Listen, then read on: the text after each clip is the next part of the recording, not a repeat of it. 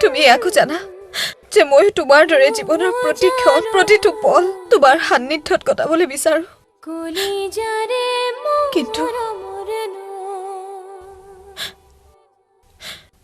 আজি আৰু সেয়া সম্ভৱ নহয়